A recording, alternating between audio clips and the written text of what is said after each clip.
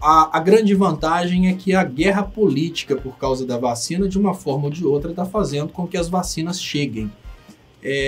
Uma coisa que seria ideal seria se a gente tivesse usando a capacidade de produção do Brasil para trazer esses laboratórios para o Brasil. Nós temos cientistas brasileiros que estão parados, nós temos muitos locais onde essas indústrias poderiam ser instaladas no Brasil. Então, se a gente não tivesse a ideologia, né, a ideologia do Bolsonaro com uma, a ideologia do Dória com outra, e essa confusão toda, né, de colocar a ideia de que o setor privado não pode entrar no meio, não pode acontecer isso, não pode acontecer aquilo. Se a gente não tivesse isso, a gente poderia ter 10 fábricas de vacina, todas funcionando dentro do Brasil e não importando insumos para produzir no Brasil. Nós não somos um pequeno país sem tecnologia a ponto de precisarmos de importar insumos. Nós temos cientistas, nós temos mão de obra suficiente, nós temos abundância de energia, nós temos condições de colocarmos dentro do Brasil as fábricas de vacina.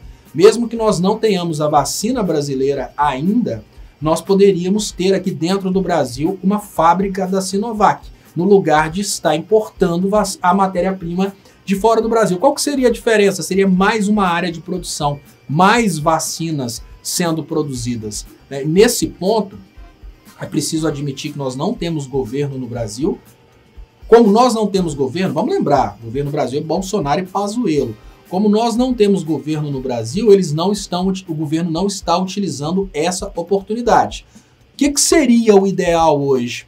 O ideal seria se a gente raciocinasse da seguinte maneira: desde o golpe, desde 2013, quando começaram a falar de crise, estão destruindo a indústria brasileira. A partir de 2016, várias pessoas altamente capacitadas perderam emprego no Brasil. A partir de 2016, várias fábricas fecharam no Brasil. Hoje nós temos, ao mesmo tempo, mão de obra especializada, temos cientistas, temos químicos, engenheiros, nós temos mão de obra altamente especializada dentro do Brasil, nós temos locais parados dentro do Brasil, ou seja, pátios onde podem ser instaladas fábricas de vacina, e nós temos energia em abundância no Brasil, porque as indústrias brasileiras pararam de produzir. Se a gente junta todos esses elementos e coloca para funcionar dentro do Brasil, fábrica da AstraZeneca, fábrica da Sinovac, fábrica de todas as vacinas dentro do Brasil, a gente tem condição de produzir uma quantidade muito maior. Isso é a ajuda do setor privado. É lógico que a gente não cogita, quando eu falo nessa entrada do setor privado como apoio, o que eu estou dizendo é que numa guerra, qualquer um que entre em seu favor para lutar contra o inimigo, que hoje é a Covid-19, ele está entrando para somar.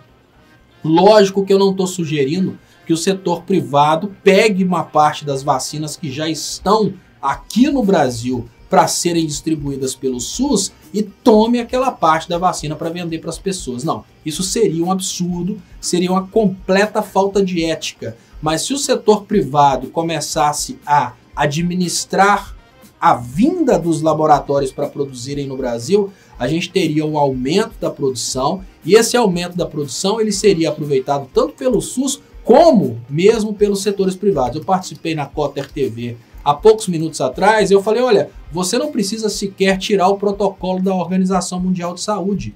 Você pode obrigar os laboratórios e os hospitais que sigam o protocolo, como, por exemplo, o setor privado ele vai poder produzir vacinas no Brasil, vai poder vender vacinas no Brasil, mas vai ter que seguir o protocolo de prioridade.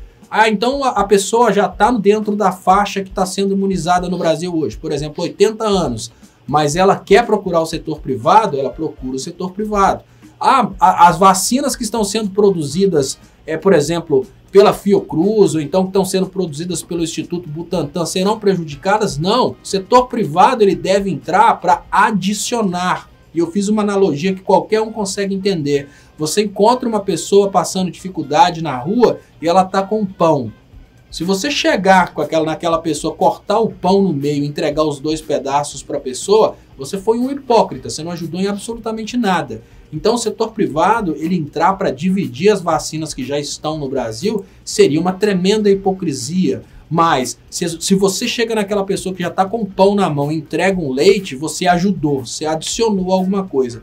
Então, se o setor privado entra para adicionar, a gente ganha. O que não pode acontecer de forma nenhuma é o setor privado entrar para dividir. Mas o que a gente precisa pensar é que o setor privado, ele pode entrar exatamente onde nós temos esse ponto fraco, que é o gargalo, que é a capacidade de produção. A gente pode montar laboratórios em alta velocidade. Lembrando, gente, a China constrói ponte em um dia. A China pode montar um laboratório da Sinovac no Brasil em menos de um mês. E a partir daí a gente tem uma quantidade maior de vacinas. O que nós temos que pensar é, olha, nós temos uma fábrica da Fiat em Betim, produz 1000 carros por mês.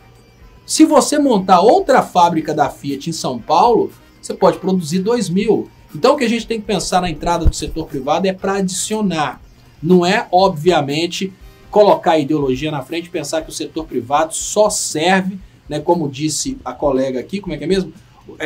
O setor privado, né, o setor privado só pensa em lucro e marketing. Sim, eles podem pensar só em lucro e marketing.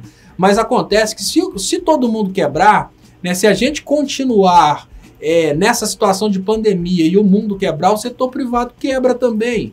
Então, ainda que o setor privado só pense em lucro e marketing, faz parte do lucro imunizar a população para a gente ficar livre dessa pandemia. Faz parte dos interesses do setor privado acabar com o problema da pandemia.